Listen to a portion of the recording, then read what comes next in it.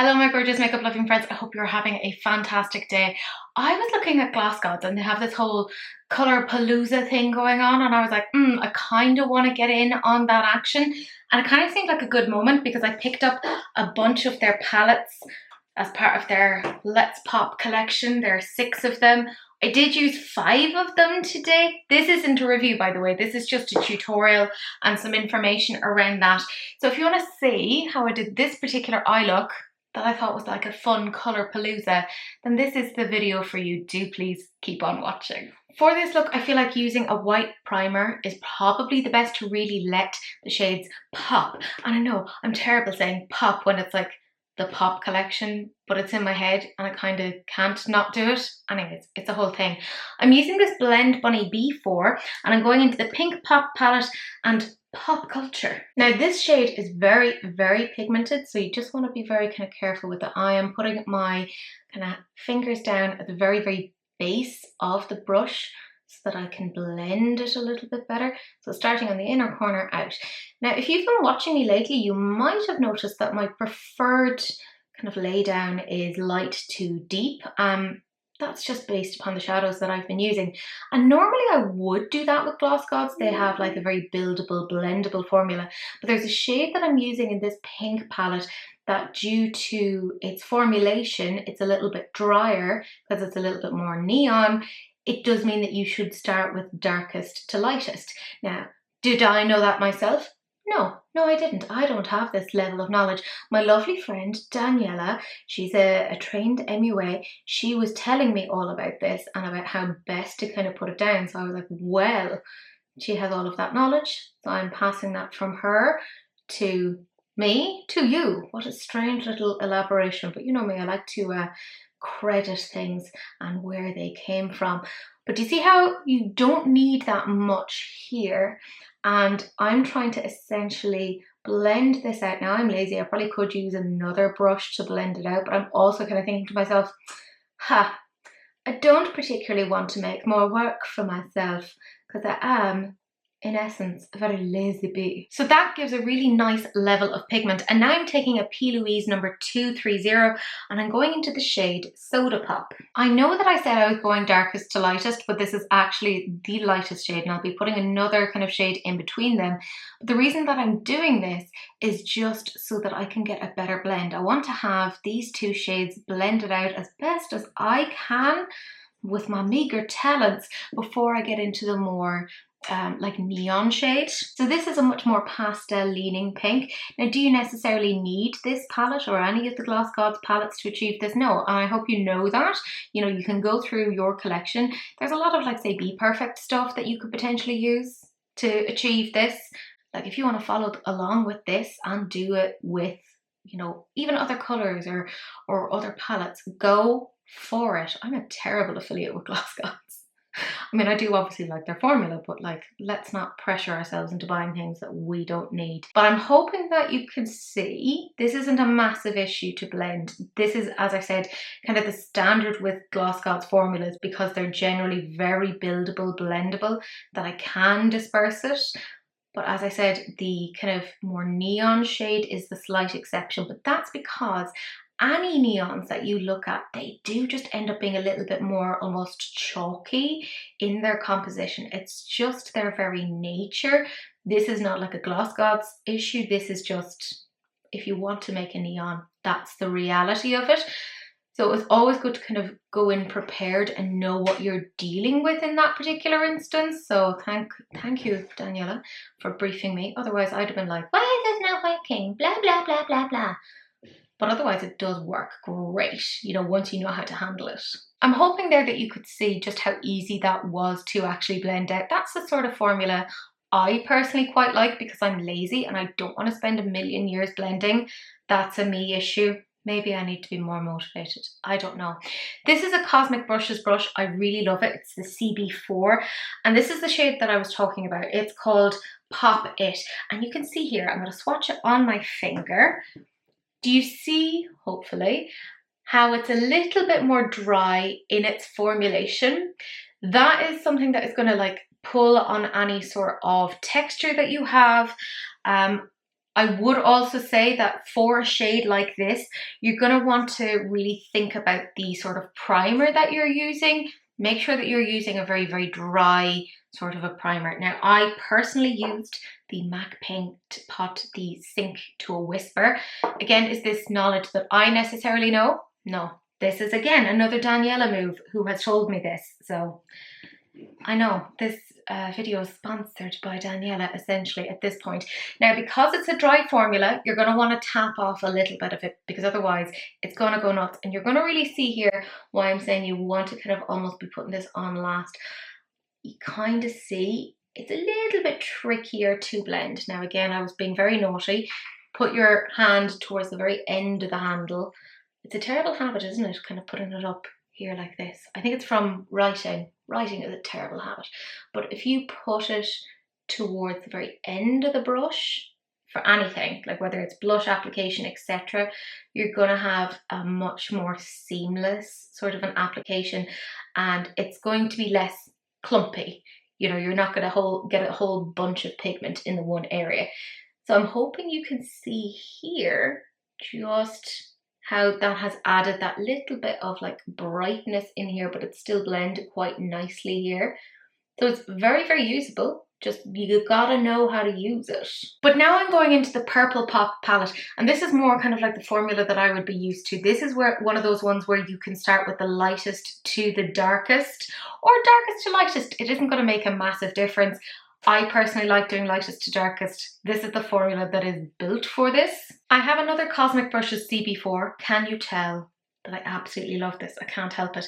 And I'm going into the shade Pop Me. It's so pale. Like even on a white base, I'm like, where are you? So it takes a little bit just to build it up.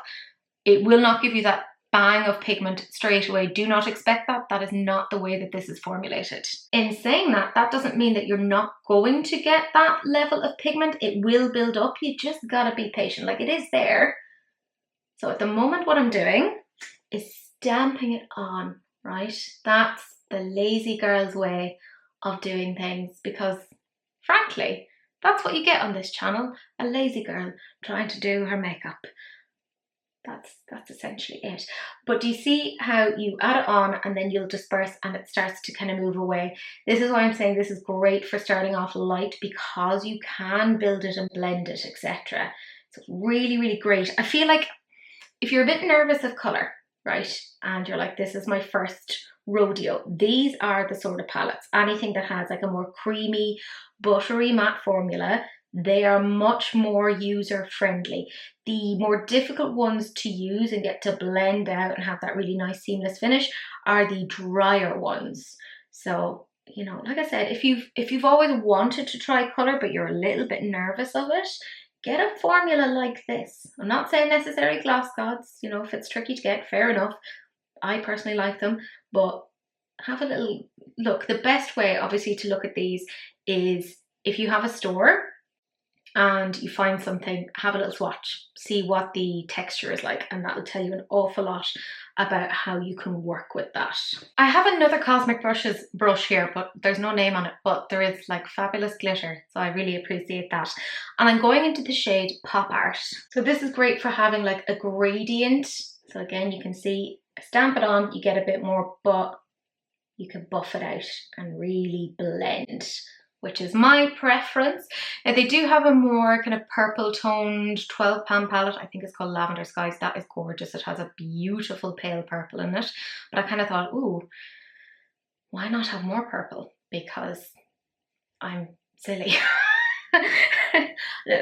Best not clutch at those particular straws. But oh, loving the way these blend out. They're super easy. And I was kind of half thinking, you know, I normally do the thing where I'm like, I'm going to cut my crease and do that off camera. I am going to do it off camera, but I'm going to maybe talk you through how to do that, so it's a little bit more understandable, because I feel like maybe not everyone necessarily knows that. I don't know, maybe I'm just assuming these things, but hey, why not like do these things together, you know, as a family, as a weird little family. I now have a Spectrum A12 and I'm going into the shade Ready Set Pop, which is the darkest matte in this palette. Again, tapping off the excess, but if you don't worry about it, because again, this is the sort of formula that builds. So you'll look at this initially and be like, where is it? Girl, would you chill out? Girl, human, whatever you are, dog, puppy, cat, I don't know. I'm in a weird state of mind these days. But do you see how you do get it? It builds up, right? So like I said, this is great if you're a little bit tentative. See how easily this dispenses or disperses? God, dispenses. Who even? What am I talking about? I don't know. You can tell I've been on leave for a while now and I'm like, brain mush, go bye-bye, no words speak goodly. Is anyone else on leave? Are you enjoying it? Are you having a nice time? This is the one that, not the one, I have many good things about my job, but one of the things I do enjoy is I do get a good amount of leave during the summer. I mean, there is the expectation of like, please write some papers, and I'm like, I'm so tired. I'll do it at some point. I leave a lot of stuff to future Teresa. I don't know why, I just feel that she's so capable. But because I've kind of been adding and dispersing and blending as I went along, do you see how it just makes it a little bit easier for me? Like I said, it's just a little bit more of a seamless sort of a look. And I'm bringing that up a little bit further, but it is blending in then with the other shades. When in doubt, just do a little swirl. I do enjoy that. So I wanted to highlight the brow bone because apparently I'm in 2018, but there's nothing wrong with that. And all I'm doing is just taking the shade Let's Pop, taking it on my finger here, and I'm just going to very, very gently disperse it onto the brow bone, just along here. Just tappy tappy. Nothing major. Not even going to really bother blending it too much. Oh, I've put a lot on there. That's okay. It's fine. You're not going to tell anyone, will you? No, it's fine. So what I'm going to do now is obviously cut the crease. I have hooded eyelids. I'm doing some stuff at the moment that are making them less hooded. That's a whole other story. But what I do is I put the concealer, which I use to cut the crease, just here where the crease is, and a little bit on the kind of top of the eyelid, and then kind of open my eye, and that lets me know where kind of the lid will kind of hit the hood. That way I'm not getting any weird creasing or having any like double over. It just makes it a lot easier. I also want to do a very rounded crease, which I normally do like a crease like this, but hey, let's get out of our comfort zone. So I'll do that off camera and I'll come back and we'll do the next bit together. So now I want to go into the Green Pop palette because I mean, I love green. Honestly, I'm surprised I didn't manage to do a whole green look, but there you go. I'm using my Zoeva 238. You guys know I kind of can't go a video without using these. I absolutely love them. Hard to get these days because it seems like Beauty Bay aren't really selling them anymore. What is going on over there? Anyways, I'm going into the shade Pop Up. Now this is a very, very pale shade, and even on a white base, you kind of struggle to see it. Now, a certain amount of that is down to like, I have a million lights on, so that is going to impact things. So just keep that in mind. So I am just working that in here. Do you see what I mean about it being quite light? But I kind of love mixing that minty green with the pinks. There's something really kind of fun and summery about that. I always love putting greens and pinks together. I just think they are so much fun. This is again that sort of formula where, and I kind of wish it wasn't this case with a pastel, but it is what it is, that it disperses really, really quickly, but it's so hard to kind of get it to get to that shade. But I've never really seen any pastel that doesn't do that. Do you know what I mean? Like they do have a tendency to just leave. You're like, why? Come back, please don't leave. Stay with me.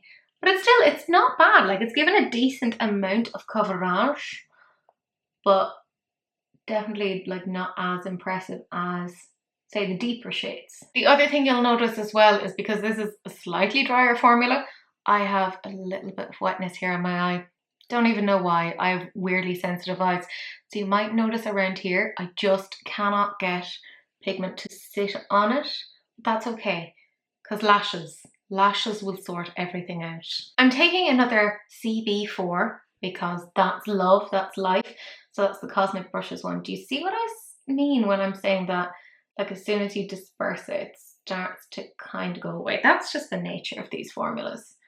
But in case you're like, oh, is that weird? Is that different? No, it's fine. That's kind of how it's meant to be. Don't worry about it too much.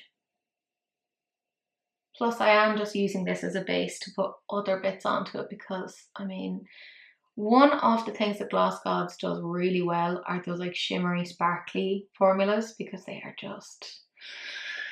don't even want to talk about it. They're so pretty. I'm now going into the blue Pop palette and again using another Zoeva 238 and I'm going into the shade Pop U. And I'm kind of building a little bit over on top of the minty green that I put down.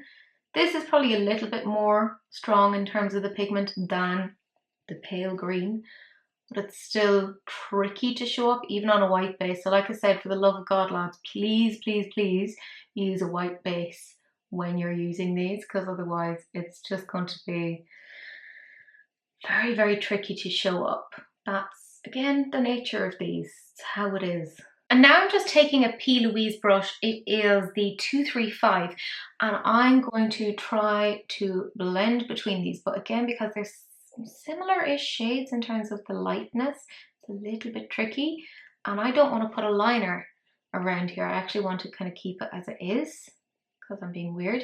Now you might notice they're kind of blocky. So let's fix this problem, okay? So what we do is we take this same brush and I'm going to go into the green palette, pick up a certain amount of that mint green on the brush. Don't tap it off yet and tap it onto a surface. Now I have like a little sort of a, what's it, resin? Yeah, resin type thing, but use whatever you have. No need to be going off and grabbing things. And I'm going into the blue one again and I'm picking up a little bit more and tapping it off here.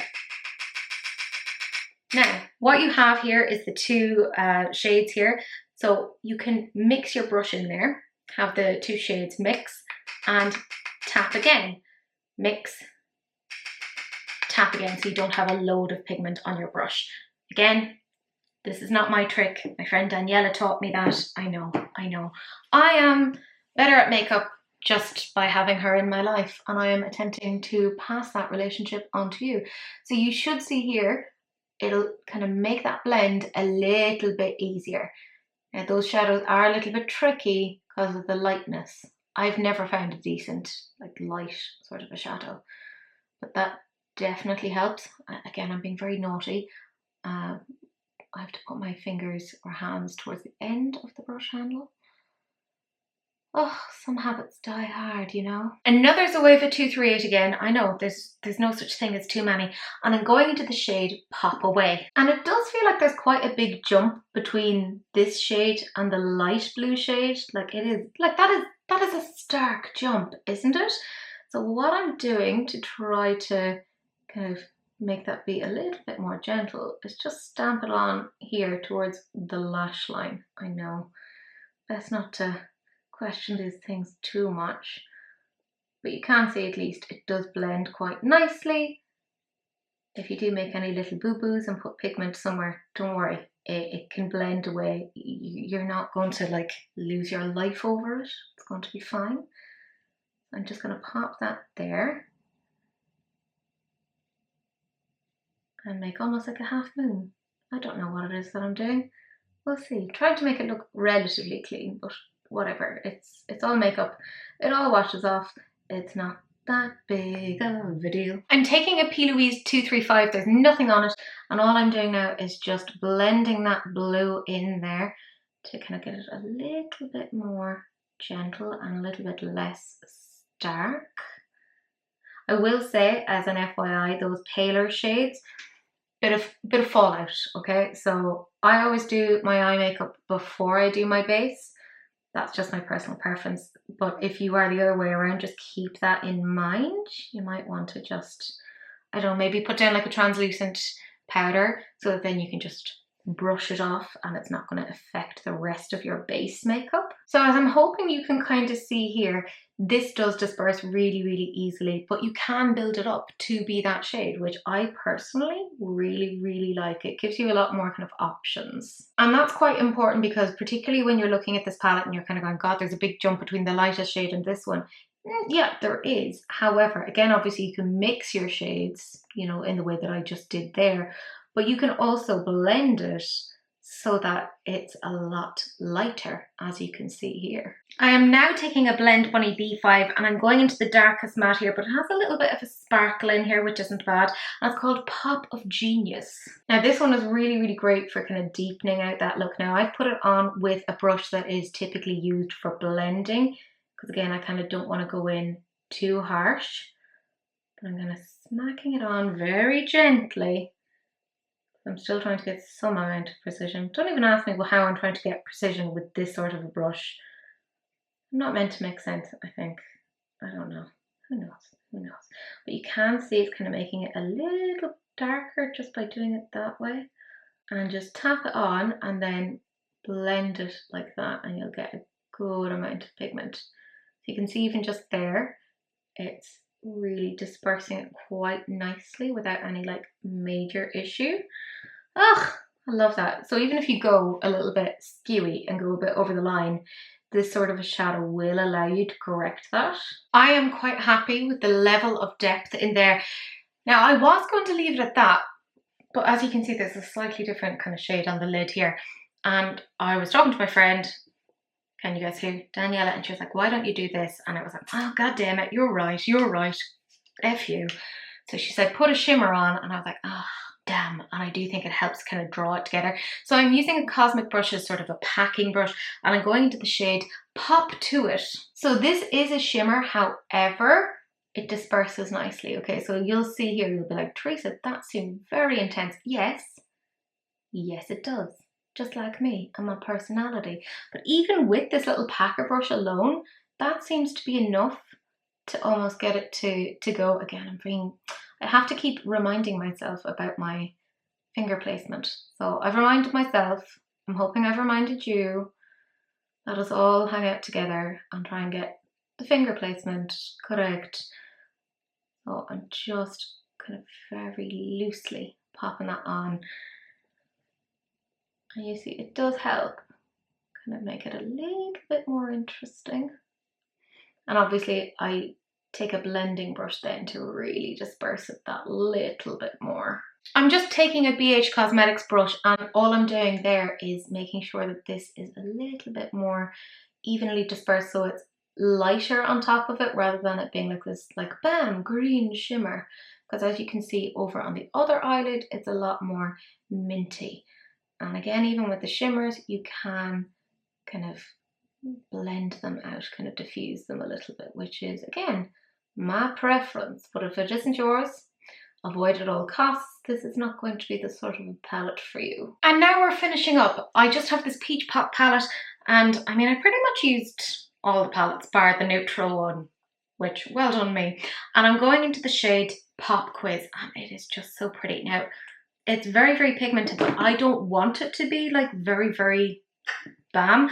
I want it to just give that little wash of an interesting shimmer. So all I'm doing is just very lightly tapping on with the finger,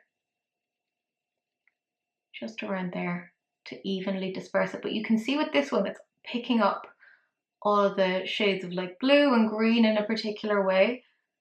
So I love that you can see that these palettes do play ball together, which I personally enjoy. And that is essentially it. I mean, obviously I have to clean this up, but I'm just going to use a makeup wipe to do that. And I will come back and show you the finished look, because obviously it always looks a little bit better when you have lashes and the full face. It was very jarring just to see like an eye look. I think I'm gonna put like a cool multi-chrome liner on the lower lashes or lower waterline. Words are hard.